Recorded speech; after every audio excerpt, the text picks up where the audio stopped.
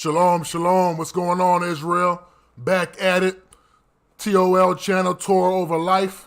It's your host, Yeshua Israel speaking. And we're going to get into it, man. So, remember, if you like the video, make sure you hit the like button. Hit the subscribe. We're trying to build this thing, man.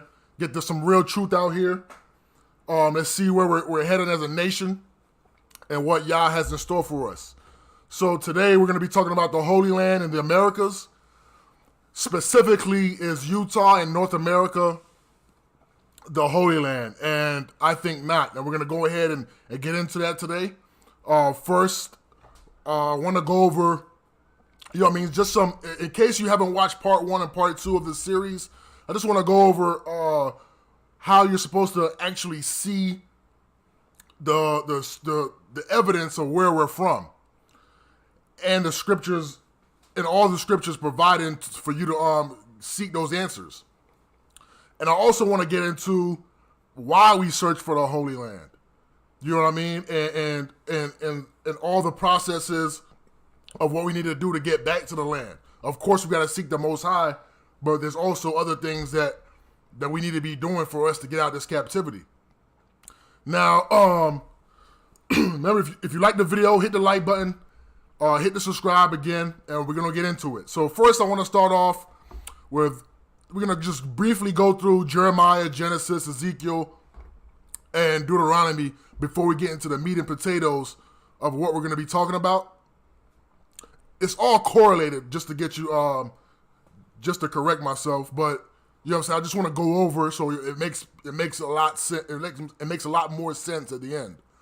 So let's get into it, man. So why do we search for the Holy Land? So we can just easily go to Jeremiah 50. We know the Most High, when the Most High speaks, this means this is what is really going to be happening in those last days. You know what I mean? We can't take anything the Most High says for granted, man.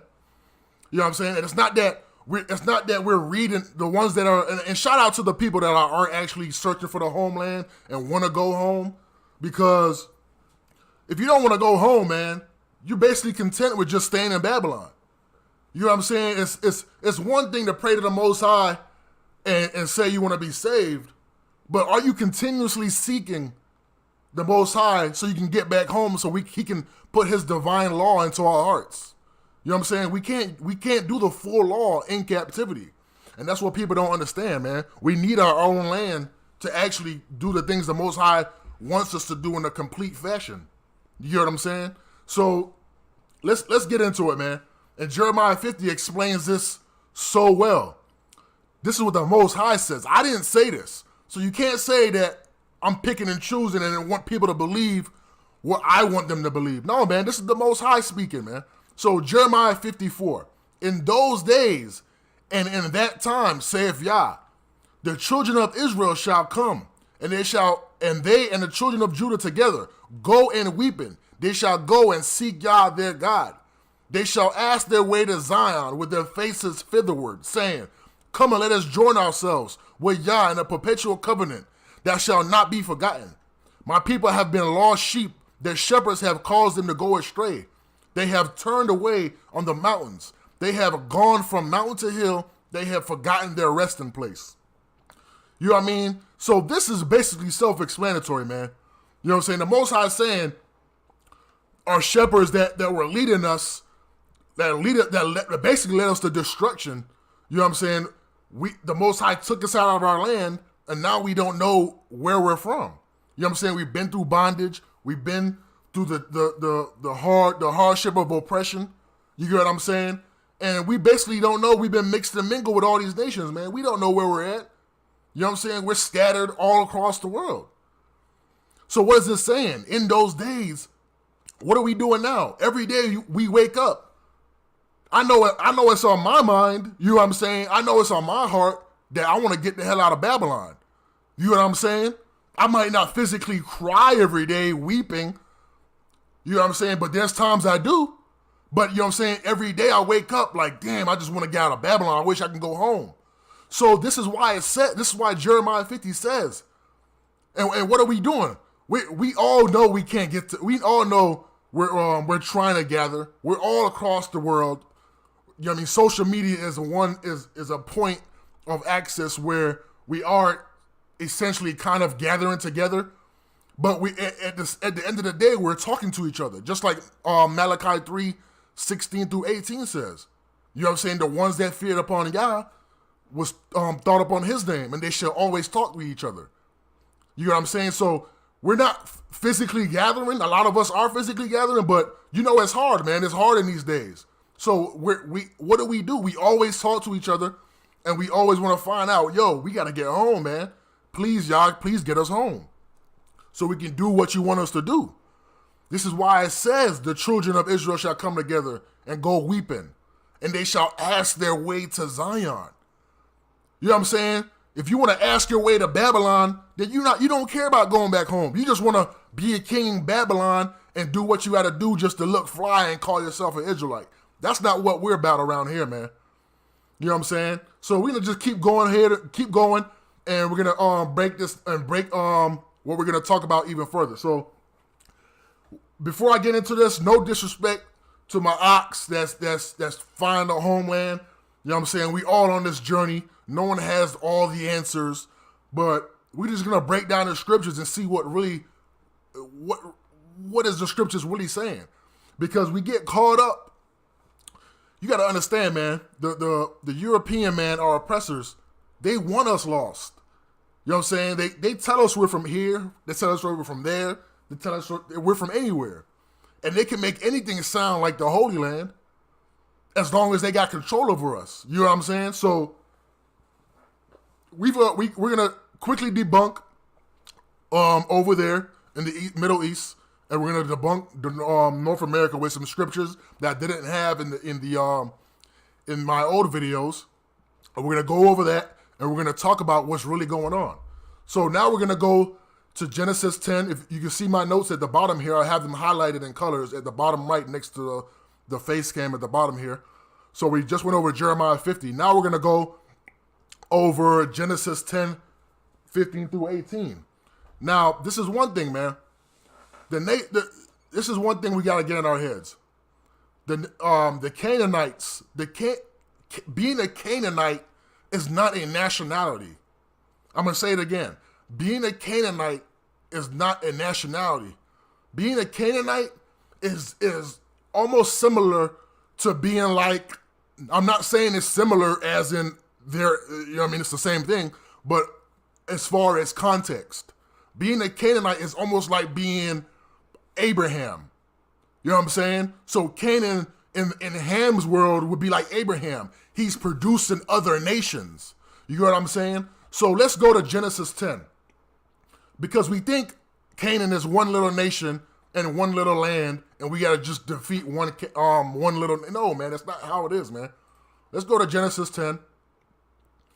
And these are the descendants of all the of Japheth, Ham, and Shem. So we're just going to go down to Ham, and we're going to go down to the subset of Canaan, and we're going to start at Genesis 10:15. So Canaan begat Sidon, his firstborn, and Heth, and Jebusite, and Amorite, and Girgashite, and Hivite, and Archite, and Sinite, and Arvadite, and Zemarite, and Hamarite. And afterward, all the families of Canaan were spread abroad. Now, this doesn't necessarily mean that all the Canaanites were spread abroad. There was still the land of Canaan. You get what I'm saying? So, and I'm not gonna go through all these scriptures. You can go, if you actually study, you can go through the entire Torah, and you can go through the book of Joshua. You will see all these names here that we were actually battling. You know what I'm saying? All these nations have their own kings.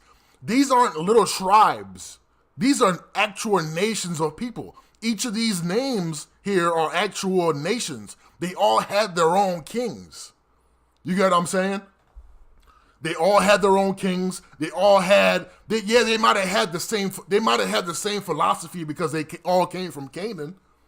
But I'm pretty sure they had their own laws, their own little sections of lands.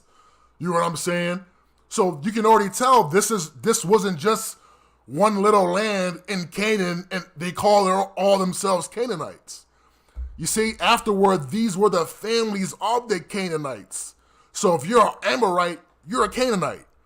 If you're a Jebusite, you're a Canaanite. If you're a Hivite, you're a Canaanite. If you're a Sidon, Zidon, whatever you want to call it, you're a Canaanite. So let's just get that under wraps and understand that. So next, we want to understand how is Egypt. We don't understand Egypt as a whole. You know what I mean? As an empire. You know what I'm saying? Egypt was never just one little country or one little section and we just went there and that's when we're in captivity. Yeah, we might have been in captivity in one place, but at the same time, Egypt was an expansion of itself. And what I mean is, if you look at, let's go to the map here. Let's go, let's look at America, right? America, we got Canada, we got Europe, right? What is the United States and Canada an extension of? Of the European Empire, right? The Greco-Roman Empire. So today, the Greco-Roman Empire is basically mimicking Egypt. And we're going to get into that and explain how and why it's doing that. You know what I'm saying? So we have Italy over here and the capital of Rome, which is why we call it the Greco-Roman Empire. It was where their entire, you know what I'm saying, empire started, and it fizzled out all across Western Europe. This is why they call it the Western civilization. They don't call it the Western world because of the Aboriginals. They call it the Western world because it's Western Europe. Western Europe, right here. You know what I'm saying? This is why they call it the Western world, because all of this is the same. All the way we live now today is all predicated based on Western Europe. You know what I'm saying? So they're basically copying the Egyptians, and I'm going to prove that. You know what I'm saying? So let's go back to scriptures, and we're going to head into Ezekiel 29. If you can't keep up, rewind the video, and I got these scriptures in the bottom. Remember, hit the like button, hit the subscribe. We're going to keep going, man. So we're going to go to Ezekiel 29, and we're going to explain this further. So all right, so let's explain Ezekiel 29. So first off, we got to understand, in the days of Ezekiel, and the people that don't understand the scriptures or haven't read all the way through the Old Testament, you will know the times of Ezekiel was around the times of, I'm not going to say at the very end of our empire, but it was around the times of the ending of the old world. You know what I'm saying? So right now, we can see, just starting off, I advise everyone to go read the entire chapter, but for the sake of this video, we're just going to go ahead and start off reading the verses. I'm going to just explain what the chapter is about. So the chapter right now is about the Most High breaking up the Egyptian Empire. You know what I'm saying? This right here is breaking up. The Most High is prophesying against Egypt, and we're going to start in verse 2. Now, this is later on when we're already a nation. This has nothing to do when we're in Egypt, we're in captivity. This is at the end of Egyptian rule forever, the original Egyptian rule. So Ezekiel 29:2 says, Son of man, set thy face against Pharaoh, king of Egypt, and prophesy against him, against all of Egypt. So this is the ending of Egypt. You know what I'm saying? And we're going to go to Ezekiel. We're going to scroll down Ezekiel 9. Please go ahead and read the entire chapter so you get an understanding. My understanding isn't your understanding. You have to go seek for yourself. So we're going to go down to verse 9. And the land of Egypt shall be desolate and waste, and they shall know that I am Yah, because he has said, the river is mine, and I have made it. Behold, therefore I am against thee, and against thy rivers, and I will make the land of Egypt utterly waste and desolate, from the tower of Syene even unto the border of Ethiopia. So you can see the Most High is already prophesying, telling us that it's going to be destroyed. And we're going to go down to verse 12 and keep it going. And I will make the land of Egypt desolate in the midst of the countries that are desolate. and her cities amongst the cities that are laid waste shall be desolate 40 years, and I will scatter the Egyptians amongst the nations, and I will disperse them through the countries. Yet, thus saith Yah, at the end of 40 years will I gather the Egyptians from the people whither they were scattered. And I will bring again the captivity of Egypt, and I will cause them to return into the land of Pathros, into the land of their habitation. And they shall be there a base kingdom. It shall be the basis of the kingdoms, neither shall exalt itself any more above the nations. For I will diminish them, they shall no more rule over the nations. So what I just explained with the Greco-Roman Empire is basically what I'm explaining with Egypt, with the Egyptian Empire in Ezekiel. You can already see, what did the Most High say? You know what I'm saying? He scattered the Egyptians. He desolated their land. And then he said, I will make them return into the land of Pathros, into the land of their habitation. What is habitation? What does habitation mean? Let's go, man. Let's figure it out. You know what I'm saying? I'm with you guys on this, man. So here we go. I don't know what I did here. Let's get back to Ezekiel 29. I messed this up. All right, so here we go. Ezekiel 29. And he said he's going to bring them back into the land of their habitation. And we know what does habitation mean? Place of origin, nativity, birth. So we know Pathros, the land of Pathros, is where the Egyptians came from. You hear what I'm saying? That's their land of their nativity. And and we're not making this up, man. This is the Most High talking. Thus saith Yah. You know what I'm saying? This is the Most High relaying a message. So we know the Egyptians based on the Most High telling them they're going to go back to and have their own base kingdom. And he said, it shall be the basis of all the kingdoms, and neither shall they exalt themselves over the nations. So when you exalt yourself over the nations, that means you're making the weaker nations around you take on your light, take on your habits, your traditions. This is why we see Egyptian artifacts all around the Americas. South America, Central America, North America. We have to understand that. You know what I'm saying? We can't go on and thinking Egypt is just one little place next to Israel. No, man. Egypt was a grand empire. They ruled over nations. Their influence captivated other nations. You know what I'm saying? So they have their ambassadors, just like America has their ambassadors or has their little lands or little military bases in other countries. It's the same thing with Egypt, man. So you have to understand that as on a large scale. Sorry, I just had a phone call. So we understand that, and we're gonna get back to this verse, but not right now. Now we're gonna get to Deuteronomy 28 and Isaiah 43. So in Deuteronomy 28, what does the Most High say? Let's go to Deuteronomy 28. Now, all this is basically a review, just in case anybody that's new to the channel didn't watch the old videos. We're gonna basically go over this and see what's going on. So in Deuteronomy 28, let's get it, Deuteronomy 28, and we're gonna get to verse 49, and we're gonna start from there. Now, for those who don't understand Deuteronomy 28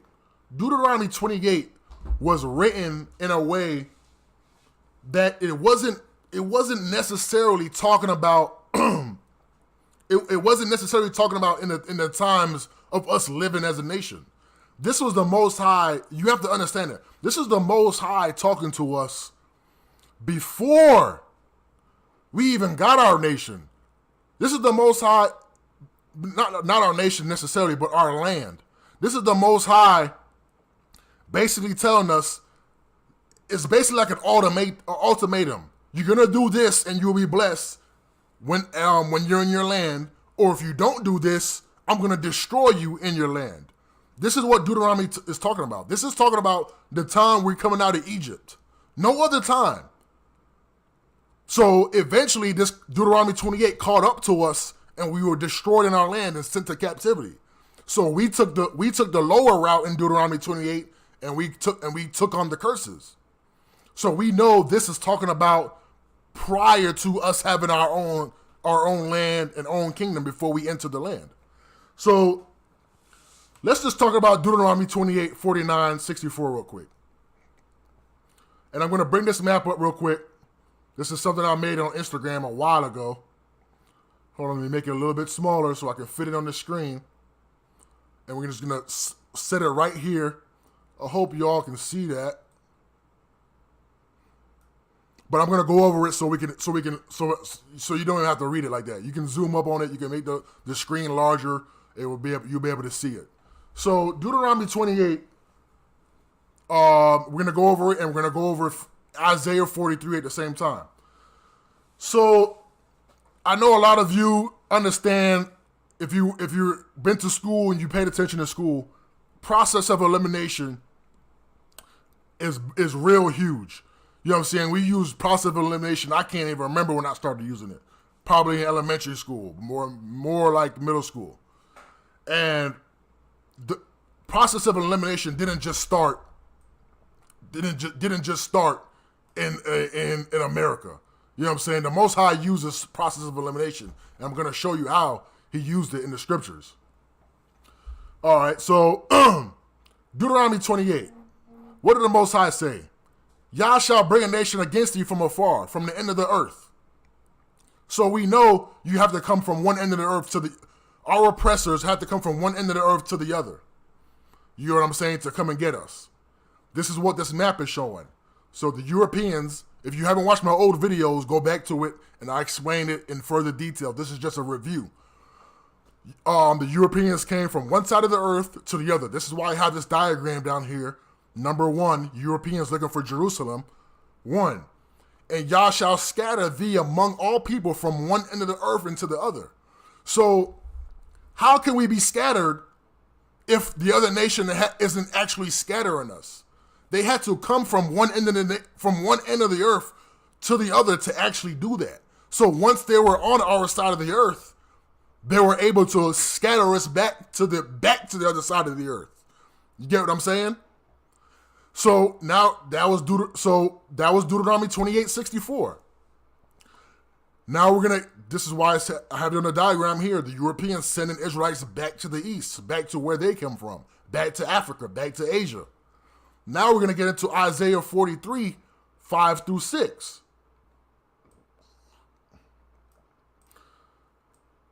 So Isaiah 43, 5 through 6. We're talking in context here, man. You know what I'm saying? This is the Most High speaking. This ain't just picking scriptures out. This is the Most High speaking in context. What did the Most High say in Isaiah 43, 5 through 6? Fear not, for I am with thee. I will bring thy seed from the east and gather thee from the west. I will say to the north, give up, and to the south, keep not back. Bring my sons from far and my daughters from the ends of the earth. So we already know this is talking about the Most High bringing us back from our captivity, that he scattered us around the world. So we know how they came, and we know how they scattered us, and now we know how we're getting back. The Most High clearly says, I will bring thy seed from the east. So a process of elimination is already telling you. It's already telling you. This is what I don't understand, why people don't understand it. Understand this. The process of elimination is already telling you that he will bring his people back from the east and gather us in the west from the ends of the earth. And how do we get to the east? I just explained it. The nation, if you go back, if you use process of elimination, the nation that came for us came from the east and they went west. This is why I have it up here where my arrow is at. Then they scattered us back to the east. This is why we're in Europe, Asia, and Africa. And the Most High is now saying, bring my sons back from the east, and I'm going to gather you in the west. So now that we have all that figured out, we understand Canaanites are nations underneath the subset of Ham, and Canaan had his sons, and he had pure nations with their own kings. We had to destroy each king in each of their lands. You know what I'm saying? We went over why we searched for the homeland. We went over how Egypt is set up, and now we're going over why using the process of elimination of where we're from. It shouldn't be hard to understand if you're actually reading the scriptures. You know what I'm saying? If you're taking your own thought processes and your own beliefs of what people might tell you, you're wrong, man. What is the Most High saying? That's what matters. You know what I'm saying? I'm not reading you anything that doesn't say the Most High is saying it. You know what I'm saying? The Most High is saying everything I'm saying. That I'm actually reading off the scriptures.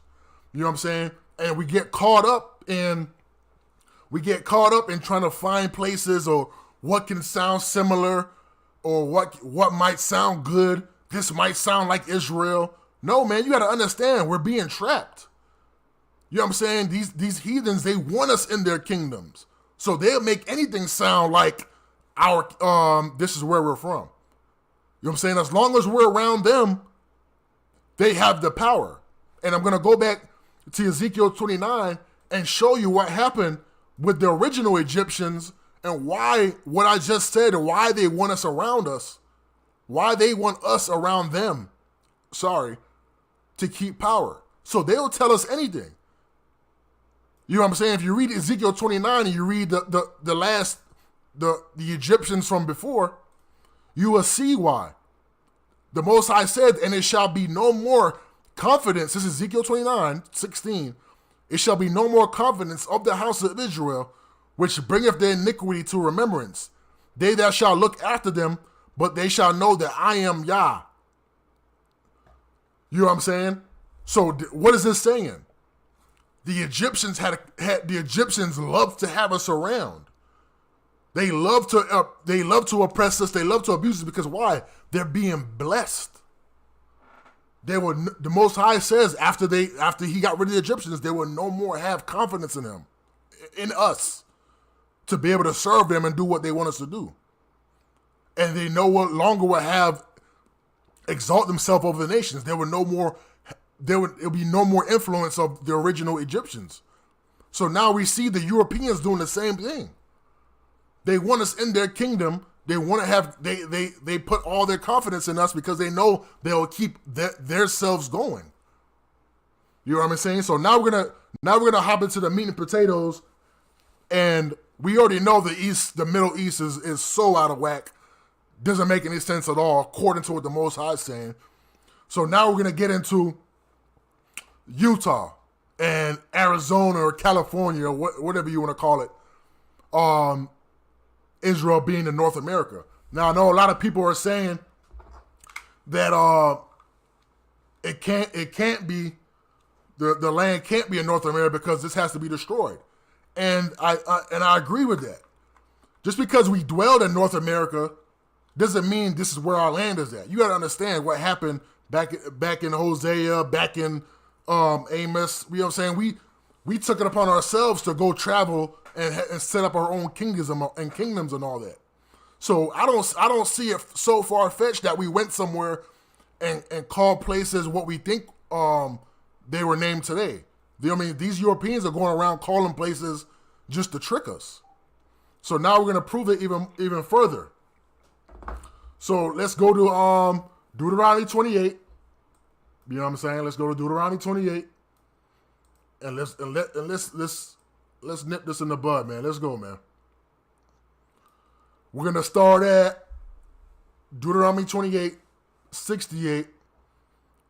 And like I said before, this is us leaving Egypt, and this is the Most High giving us an ultimatum. You follow my law, you do what I say, you will be blessed. If not, you're going into captivity. And this is what Deuteronomy 28 is talking about. You know what I'm saying? We didn't even get to the land yet. So this time frame isn't even talking about us in our land, or it's not even talking about us. It is talking about us now because we actually went against the Most High. So let's get into it, man. What did the Most High say? And we're talking about Utah now, right? We're talking about North America. And I want you to remember everything I said about Egypt when we went over how Egypt is set up, how the empire is ruled, and we're going to go ahead and look into it.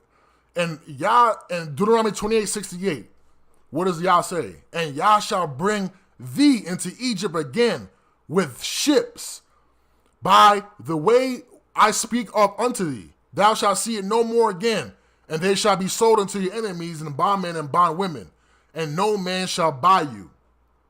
So this is talking about prior to us even being in captivity. This is an ultimatum. This isn't for sure yet. You know what I'm saying? These scriptures aren't for sure yet. This is the Most High telling us if you disobey. If you go, you know what I'm saying? If you scroll up and you read the context of the passage, Deuteronomy 28:15, but it shall come to pass, if thou shalt not hearken unto the voice of thy God to observe all the commandments and all his statutes which I command thee today, these are the curses that shall come upon thee and overtake thee. So this is what's happening to us when we're in our land at the end of our rule. You know what I'm saying? So we already know this happened right here. You know what I'm saying? Deuteronomy 28:68, the Most High says, you're going back to Egypt. Now we know he's talking about Egypt in the past tense as far as how they ruled back then, where they ruled. The Most High is saying you're going back into Egypt. He isn't saying where Egypt is or who rules Egypt or is Egypt destroyed. We already went over in Ezekiel that the Most High later on destroyed Egypt and he made their land only one place. They no longer ruled over the nations. So let's get to Jeremiah. So we understand that the Most High says we're going back into Egypt. Let's go to Jeremiah 16 and we're going to explain this further. So read the entire chapter, please. And we're going to go into Jeremiah 16. We're going to start from 13 and we're going to go to 15. So what does it say? Jeremiah 16. Therefore will I cast you out of this land that ye know not, into a land that ye know not, neither ye or nor your fathers, and they shall ye serve other gods day and night, where I'll not shew you favor. Now, doesn't this correlate with Deuteronomy 28? Didn't Deuteronomy 28? If you read Deuteronomy 28, I don't have to go over this. It's the same words. The Most High did say our oppressors will shew us no favor and we will serve other gods day and night. So we know this is a correlation and patterns of scriptures. And we're going to go to Jeremiah 16:14. Therefore, behold, the days come, saith Yah, that shall no more be said, Yah liveth, that brought the children of Israel out of the land of Egypt. But Yah liveth, that brought the children of Israel from the land of the north and from the lands whither he had driven them, and I will bring them again into the land that I have given to their fathers. So we know already, what did the Most High say in Deuteronomy 28? He said he will scatter us what? To all the ends of the earth. Look at this picture I have up here. He will scatter us to one end of the earth and to the other. This is Jeremiah 16. This is a precept. This is a correlated process of the Most High telling us what's going to happen. But this is key right here. Why did the Most High say? Why did the Most High say that it shall no more be said, Yah liveth, that brought the children of Israel out of the land of Egypt? But then he says, but Yah liveth, that brought the children out of the land of the north and from all the lands whither they have driven them. So we know this is talking about the end of our reign, the end of our kingdom, us being scattered amongst the nations. And what happened in Ezekiel 29? Why did the Most High say, think about it, why did the Most High say we'll no longer call it Egypt? We go back to Ezekiel 29. Now it's all starting to make sense. We go back to Ezekiel 29. What did the Most High say? Bring it back. You got to understand these scriptures, man. If you're not reading every day, you're not going to understand it. You know what I'm saying? I read every day. I do what the Most High says in Joshua 1:8. So what did the Most High say in Ezekiel 29? We already went over this. And he will scatter the Egyptians, and he will cause them to return into the land of Pathros, in the land of their habitation. And there shall be a base kingdom. So the land of the north in Jeremiah 16, at the end of our kingdom, the land of the north is no longer under Egyptian rule, because what did the Most High say? He's returning them to Pathros.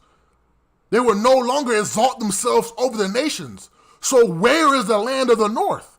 We know where the land of the north is at. It's North America. We know where the Greco-Roman Empire has its supreme reign at. It's North America, United States, Canada. It's all the same influence. So this is why the Most High says, the children of Israel shall no longer call it Egypt, but the land of the north, and all the lands which I have driven them. So you can already tell the Most High is already saying, we're not going to call it Egypt, we're calling it something else, because the Most High doesn't have the original Egyptians ruling over this land. We're leaving the land of the north. So where are we from? You know what I'm saying? We don't know where we're from. We already went over this in Jeremiah 50 from the beginning of the video. We don't know where we're from. We're trying to find our way back. But we do understand we're not from the Middle East, and we can't be from North America, because if the ships, if you think about it, if the ships were bringing us to the land of the north, which was supposed to be an Egyptian rule back then, when the Most High says he will bring us to Egypt again, but then later on he stripped that authority of Egypt away from them, and we're going to call it land of the north. How could Canaan be in the same landmass as where he's driving us to, based on the curses he said he set before us when we came out of Egypt? You get what I'm saying?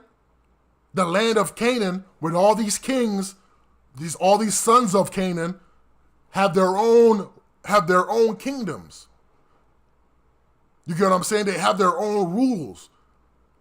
I'm not saying they didn't follow the same philosophies, the same ideologies, but they had their own kingdoms.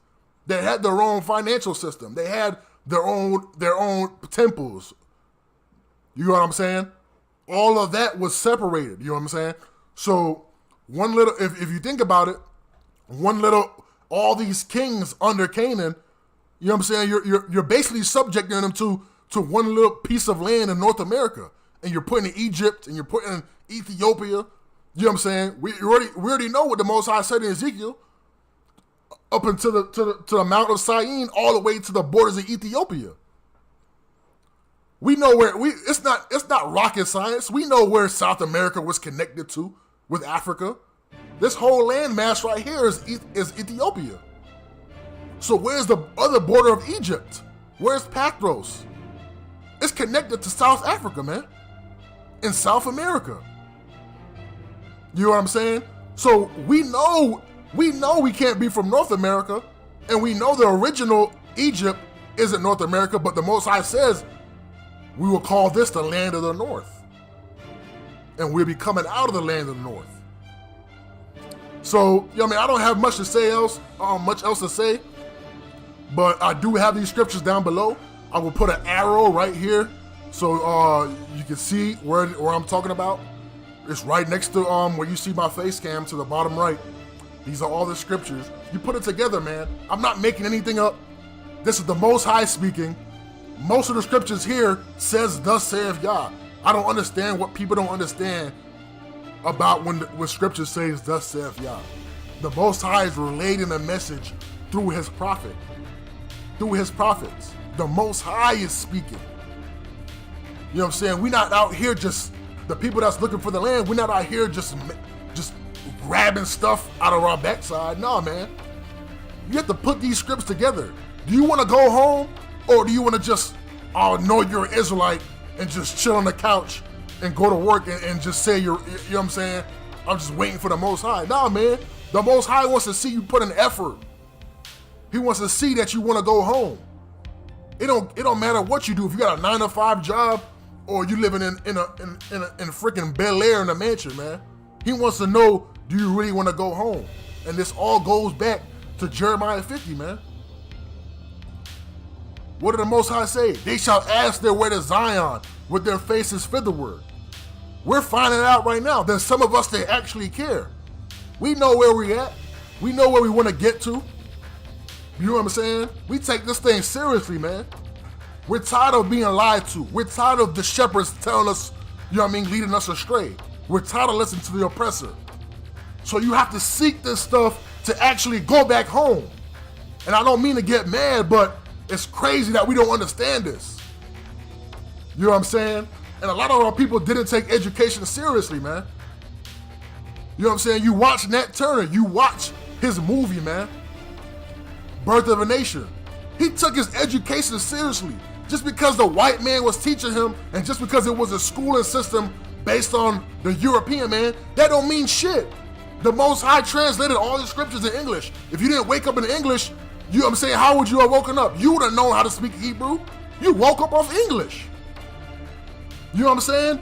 You have to take education seriously. And for those who didn't take education seriously, you know what I'm saying? I'm not saying you need the white man's education to seek the Most High or to understand the scriptures, but this is all European dialect right here, man. This is all European words. We're speaking English. From when you were born, you were supposed to take your education seriously. You know what I'm saying? Then you seek the Most High and he helps you put the words together, put the verses together. You know what I mean? It's not hard, man. You have to want it. You know what I'm saying? And I don't got much else to say here now, but you know what I'm saying? Hit the like button, hit the subscribe. This is part 3 of the series. Hope you loved it. Share the video. And I'm gone, man. This is Shua, your host. Peace.